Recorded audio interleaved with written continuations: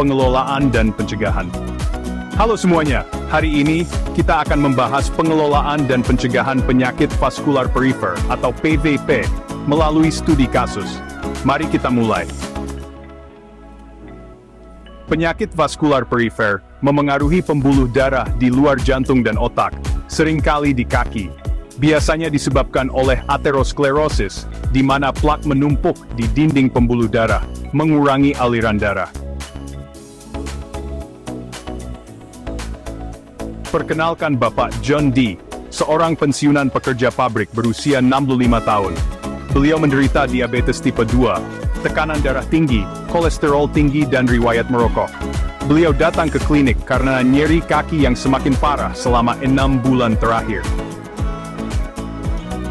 Pak John menggambarkan rasa sakitnya seperti kram di betis dan kaki, memburuk saat berjalan, tetapi mereda saat istirahat.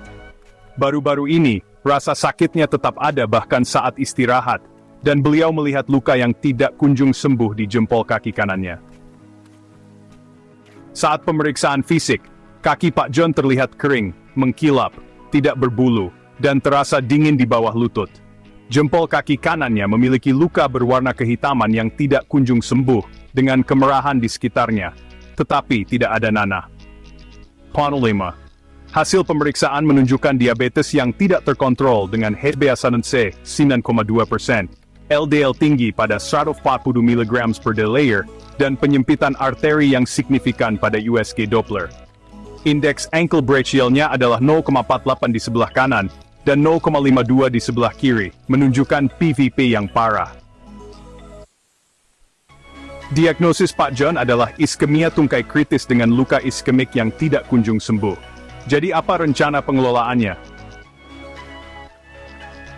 Pertama, kita perlu mengubah faktor risikonya. Kami memulai terapi insulin untuk mengelola diabetesnya dengan lebih baik, dengan target HbA1c di bawah 7%.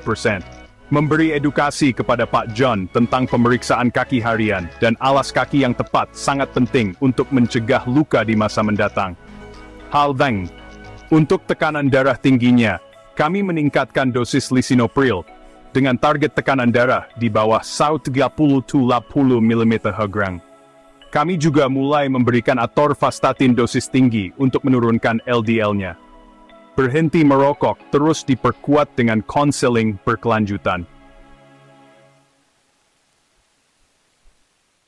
Secara farmakologis, kami memulai aspirin dan cilostazol untuk meningkatkan jarak berjalannya dan mengurangi gejala. Antibiotik diberikan untuk mencegah infeksi luka.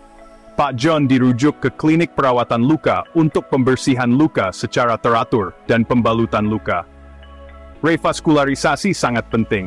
Angioplasti dengan pemasangan stent dilakukan pada arteri femoralis kanannya dan dilatasi balon pada arteri tibialisnya.